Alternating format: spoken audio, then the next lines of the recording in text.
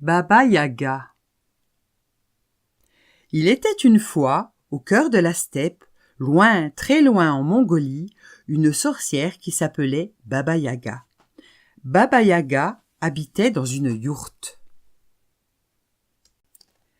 Baba Yaga était une sorcière, oui, mais une sorcière drôle, aimable, serviable. Elle possédait 3 pouvoirs. Elle pouvait écarter les nuages de pluie, faire apparaître le soleil et l'arc-en-ciel. Elle pouvait, avec toutes sortes de fleurs et de petits cailloux, préparer de délicieuses soupes. Avec son châle magique, elle pouvait soigner toutes sortes de blessures et se sauver d'éventuels dangers. Il suffisait juste qu'elle utilise une formule. « S'il te plaît, châle magique, déploie-toi et fais ce que tu dois. » Baba Yaga était très coquette. Elle avait cousu et brodé 3 tabliers merveilleux. Un tablier de nuages qu'elle revêtait lorsqu'elle était d'humeur rêveuse.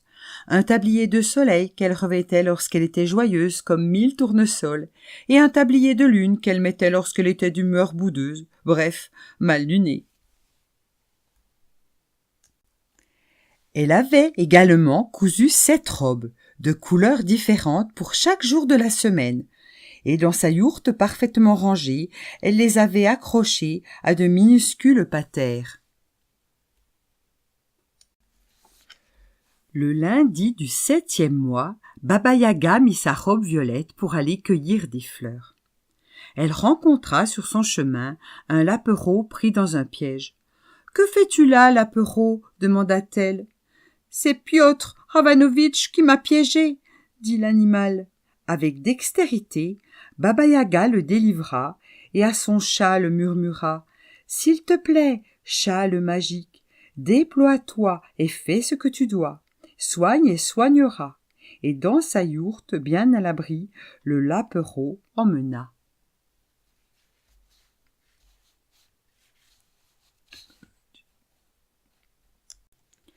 Le mardi, Baba Yaga mit sa robe couleur d'herbe pour aller chercher des cactus.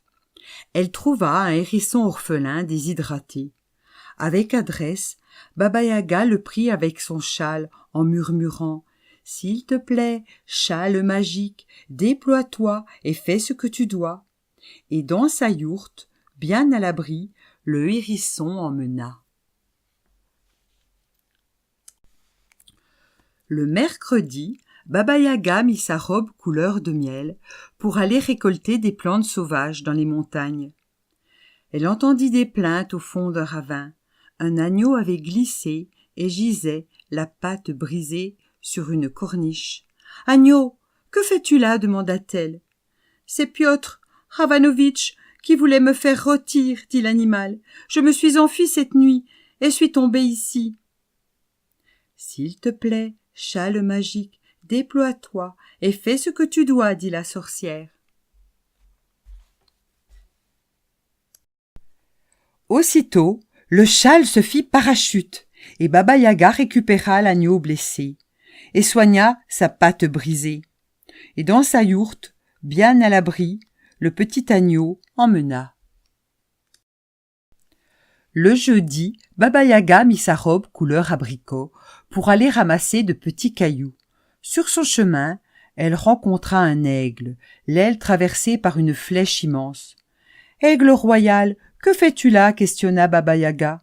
« C'est Piotr Ravanovitch, » expliqua le royal animal, « qui avec son arc et sa flèche m'a visé en plein vol. » Prestement, Baba Yaga enleva la flèche et susurra. « S'il te plaît, châle magique, déploie-toi et fais ce que tu dois. » Et dans sa yourte, bien à l'abri, l'oiseau des montagnes emmena. Le vendredi, Baba Yaga mit sa robe couleur lagon et se dirigea avec son seau près de la rivière. Elle y sauva un vieux chat au pelage pelé qui se noyait dans l'eau gelée. « Chat, que fais-tu là » questionna-t-elle. « C'est Piotr Ravanovitch » expliqua le chat frigorifié entre 2 éternuements. Rapidement, Baba Yaga chantonna. « S'il te plaît, châle magique, déploie-toi et fais ce que tu dois. » Et de la chaleur au chat redonna. et dans sa yourte bien à l'abri, Baba-Yaga l'emmena. Le samedi, Baba-Yaga mit sa robe couleur de nuit et partit chercher pour son fourneau quelques fagots. Elle rencontra sur son chemin un loup gris, harassé, épuisé. « Loup, que fais-tu là ?»« C'est Piotr Ravanovitch, le chasseur de la steppe, qui me traque et me harcèle sans cesse, expliqua le loup. Baba-Yaga dit « S'il te plaît, châle magique, déploie-toi et fais ce que tu dois, énergie redonnera. » Et Baba-Yaga, dans sa yourte, emmena le prince des steppes.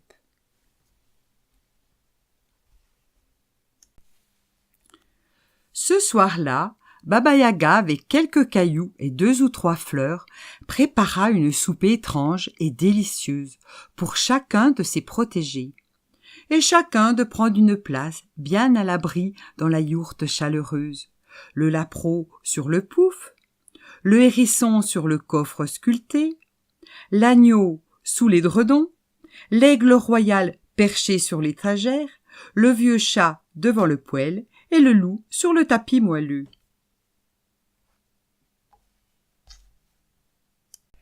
Mais voilà, le dimanche, lorsque Baba-Yaga eut enfilé sa robe rose, ils commencèrent tous à se disputer, à se chamailler, à se dénigrer, à jaser. Le loup disait être le roi de la steppe. « Non, ripostait l'aigle, c'est moi. »« Moi, j'ai le plus beau pelage, disait l'agneau. »« Non, criait le lapreau, c'est moi. »« Arrêtez tous, miaulait le vieux chat. Moi, je ronronne avec grâce. » Seul le hérisson ne disait rien. Quel tintamarre dans la yourte surchauffée, et chacun voulait être l'animal préféré de Baba-Yaga. Énervé, Baba-Yaga tenta de les réconcilier. Peine perdue, ils se querellèrent de plus en plus. Exaspérée, elle enfila son tablier de lune et partit dans la steppe se promener seule pour s'apaiser.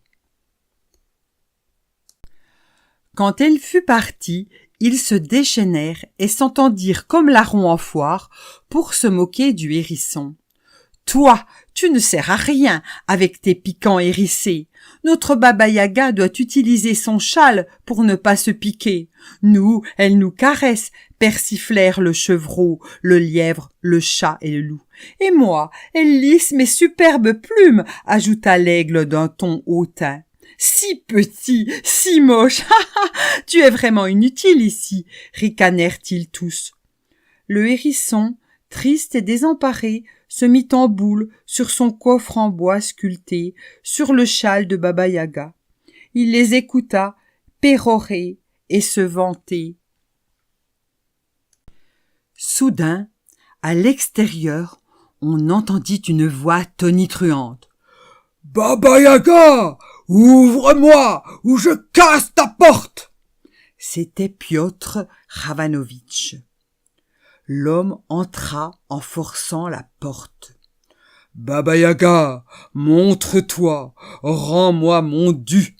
Tu as délivré le lapreau que j'avais piégé, tu as sauvé l'agneau que je voulais rôtir. Tu as recueilli le chat dont je voulais me débarrasser, et tu as sauvé l'aigle blessé par ma flèche. Et tu t'occupes aussi de ce loup dont la peau me ferait un beau manteau. Je viens reprendre ce qui m'appartient, hurla le sinistre personnage. Dans la yourte, les animaux, figés par la peur, pétrifiés, tétanisés, pensaient qu'ils étaient à la merci de Piotr Ravanovitch. Tout à coup, une boule rouge hérissée de 1000 piquants vola à la vitesse de l'éclair sur le visage et le corps de l'exécrable chasseur. Il ressentit l'effroi, la douleur et la peur. Il fut piqué et repiqué. Alors, il s'enfuya en hurlant dans la steppe.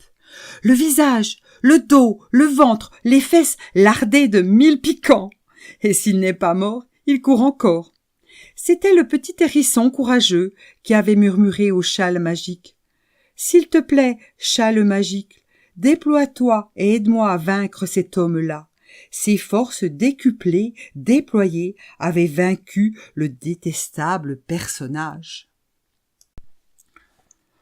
Honteux et confus, les autres animaux, tout penauds, lui firent des excuses et le mirent à l'honneur, en le faisant rebondir sur le châle magique. Et, dès le retour de Baba-Yaga, ils racontèrent l'exploit du petit hérisson. Ils vécurent ensemble, bien à l'abri dans la yourte. Parfois l'un d'eux s'empare du tablier de lune, car on ne peut pas toujours être d'accord, et l'harmonie est une plante fragile qu'il faut cultiver avec soin. Mais, si vous voyez l'arc-en-ciel se déployer dans le ciel, pensez à Baba-Yaga, là-bas, loin, très loin, en Mongolie, qui vit dans sa yourte, entourée de ses amis.